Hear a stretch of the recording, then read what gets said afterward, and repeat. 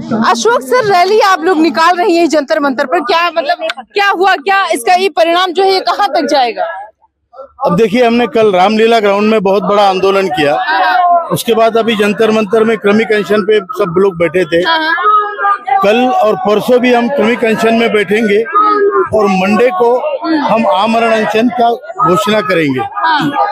अगर 2 दिन हम सरकार को दे रहे हैं कि एकदम हम अचानक उनसे, आप टाइम दे रहे हैं सरकार को? हम टाइम दे रहे हैं सरकार को कि 2 दिन के अंदर हमारा काम होना चाहिए, नहीं तो सोमवार से हम आमरण अनशन पे बैठेंगे। अच्छा, मान लीजिए अभी आप यहाँ पर बैठे हुए हैं, पुलिस सारी उठा दी है, कल का परमिशन आपको नहीं मिल पा रहा है, तो कहाँ बैठेंगे? हमें परमिशन मिल चुका है, कल का मिल चुका है। है। आमरण अनशन की परमिशन आपको मिल चुकी है? आमरण अनशन हम मंडे से करेंगे। मंडे से करेंगे, मतलब उसकी परमिशन मिल चुकी है। आपको लगता है कि मिल जाएगी? मुझे मरने में किसकी परमिशन चाहिए? मतलब जंतर मंतर पर बैठेंगे ना? हाँ, बैठेंगे तो उसके लिए परमिशन चाहिए सर। उसकी परमिशन मिल चुकी है। अब जंतर मंतर में हम क्रमिक अनशन में बैठते हैं या आमरण अनशन में बैठते हैं, वो तो हमारा निर्णय होगा। महिला मोर्चा लगातार आज आगे बढ़ रही है महिलाएं, और महिलाएं भी आपके साथ हैं। क्या ये सारी जो महिलाएं ये 5 बजे उठ जाएंगी? हाँ, ये सभी महिलाएं होगी। ये सारी महिलाएं उठ जाएंगी। ये भी कहा जा रहा था, आयास लगाए जा रहे थे कि लोग यहाँ पर बैठेंगे, दिन रात बैठेंगे। आपने खुद कल कहा था कि आप यहाँ पर जंतर मंतर पर दिन रात बैठेंगे, तो उसका क्या हुआ? यहाँ दिन रात बैठने की हाईकोर्ट की परमिशन नहीं है, लेकिन आमरण अनशन के बाद हम कंटिन्यूस बैठेंगे। उसके बाद आप उसके पहले हम जो नियम है उसका पालन कर रहे हैं। हम आपको बता दें, यहाँ पर बहुत सारे सर हैं, यहाँ पर चल रहे हैं, और इनकी जो है यहाँ पर आमरण अनशन है। 2 दिन ये लगातार ऐसे क्रमिक अनशन पर बैठेंगे, उसके बाद जो है ये चलते रहेंगे। और आमरण अनशन यानी कि 2 दिन का ये टाइम सरकार को दे रहे हैं, उसके बाद जो है ये बैठेंगे। अच्छा, रैली क्या, रैली सिर्फ जंतर मंतर पर ही होगी ये? हाँ, सिर्फ जंतर मंतर पर हो रही है। क्या होगा रैली से करने से? रैली करने से हमारे लोगों का उत्साह बढ़ेगा। आप सरकार तक पहुंचाएंगे कि लोग क्रोधित हैं, आप पहुंचाएंगे सरकार तक लोग क्रोधित हैं। अच्छा, क्या कोई कैंडल मार्च करने की भी कुछ उम्मीद है आपको? हम कैंडल मार्च नहीं करेंगे, आमरण अनशन करेंगे। मतलब एकदम बैठ गए हैं कि आमरण अनशन करके ही मानेंगे? बिल्कुल बिल्कुल। अगर काम होता है तो हमारी इच्छा है कि सरकार हमें प्यार से हमारी मांगे पूरी कर ले, नहीं होता है तो हमको करना पड़ेगा। आपको क्या 2 दिन में क्या हो जाएगा सर? क्या क्या 2 दिन में हो जाएगा, आप बताइए। क्यों नहीं होगा? 2 दिन में क्या, एक क्षण में हो सकता है। एक क्षण में हो सकता है? ये पूरी उम्मीद है आपको? मुझे तो पूरी उम्मीद है। प्रधानमंत्री जी ने कहा है, इतना बड़ा आदमी झूठ बोलेगा क्या? अच्छा, ये बताइए, अगर झूठ नहीं बोल रहे थे तो 2 साल हो गया, आप ही के कहने के मुताबिक सारे। हाँ, तो उनकी कोई अड़चने रही होगी, लेकिन अभी पूरा समय हो चुका है। अभी हमारा भी जो सबूरी है वो खत्म हो रही है। अच्छा, अशोक सर, कहीं ना कहीं ये महिला और पुरुष भी आपसे सोचते होंगे कि अशोक सर आज कहते हैं काम हो जाएगा, कल कहते हैं काम हो जाएगा। इतने दिन से महिलाएं आपके साथ लगी हुई है, इनको बड़ी उम्मीद है आपसे, आपको किसी और से उम्मीद है, तो क्या ये उम्मीद एक के बाद दूसरे पर रहती जाएगी या कुछ होगा? हमारा काम होगा, जरूर होगा, हमारा पूरा विश्वास है। कब होगा, कब होगा? ना तारीख में तारीख मिलती जाएगी आपको? अरे एक क्षण में होगा, आज होगा, कल होगा, परसों होगा। जब तक काम नहीं होता हम नहीं जाएंगे यहाँ से। नहीं जाएंगे, नहीं बैठेंगे, नहीं जाएंगे। हम बता दें, अशोक सर जिस तरीके से यहाँ पर रैली दे रहे हैं और कह रहे हैं कि जब तक हमारा काम नहीं होगा, बता दें आपको, जब तक ये इनका कह रहा है काम नहीं होगा तब तक हम यहाँ पर बैठे आमरण अनशन करेंगे। अभी हम क्रमिक अनशन पर बैठे हुए हैं, आज और कल हम क्रमिक अनशन पर बैठेंगे। महिलाएं यहाँ पर रैली दे रही है, क्या कहेंगे आप? क्या ईपीएस आपको मिलेगा? बिल्कुल मिलना चाहिए। मिलना चाहिए। मिलेगा कि नहीं मिलेगा? बिल्कुल मिलेगा। महिलाएं है, पूरी उम्मीद है। हमारी मेहनत इतनी है तो वो कोई भूखा थोड़ी जाने वाली है। मिलना ही चाहिए, हमारा मिलना ही चाहिए। महिलाएं, हम आपको बता दें, इनका लगातार ये कहना है कि ये जो क्रमिक अनशन पे बैठी थी, इनको EPS 95 जिसकी मांग लगातार ये कर रही है, वो इनको मिलना चाहिए। और बहुत सारी ऐसी चीजें हैं। मैम क्या कहेंगे आप, क्योंकि EPS 95 के लिए लगातार आप लोग मांग कर रही है, क्या कहेंगे आप? EPS 95 के लिए क्या कहेंगे? दिखाना ये मत करो, सच्ची बात बोलो सरकार को। तुम सर सब मीडिया वाले आते, हमारे लोग भूल जाते, हमारे पीछे भागते। सरकार भी भूल जा रही है क्या? अरे नहीं, सरकार क्यों भूलेगी? इतना क्या का ये हो रहा है क्या?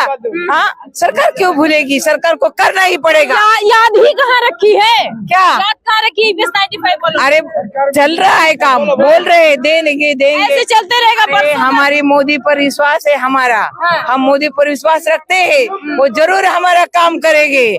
नहीं करेंगे तो हम बड़ा क्वेश्चन करेंगे, हम नहीं हटेंगे यहाँ से, हटेंगे नहीं हटेंगे। हाँ करेंगे। कहाँ से आई है? हम महाराष्ट्र से आई है। महाराष्ट्र से। ये करो या मरो का सवाल है आज जो हम लोग करो। हाँ अब तो हम या तो जीवन देके जाएंगे, तो 4 मर जाएंगे। तो अब आ गया समय, आ गया अब तो हमारा जीवन का आखिरी समय चल रहा है। अगर हमारी मांगे नहीं हुई तो क्या हमारी आत्मा इनको भोगेगी क्या?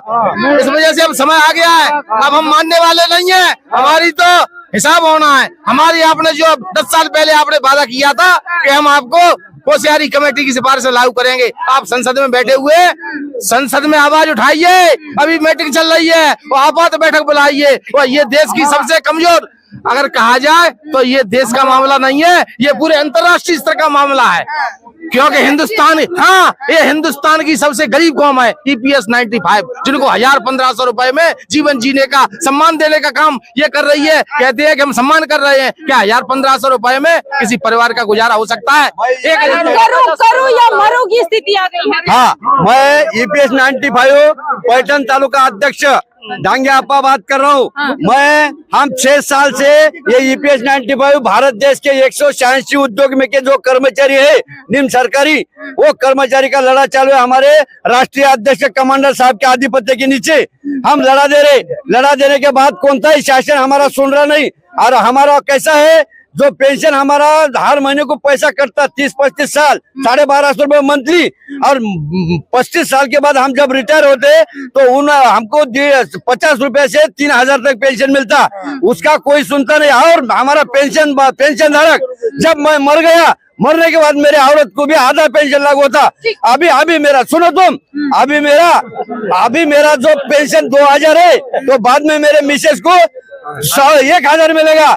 और मेरी मिसेज मरने के बाद मेरा जो फंड कटे वाला है, मेरा बोले तो हमारे हिंदुस्तान के सब पेंशन धारकों का फंड वो हराम को शासन के पास रहता है, वो शासन हमको देता नहीं, वो फंड भी हमको मिलना चाहिए बाद में।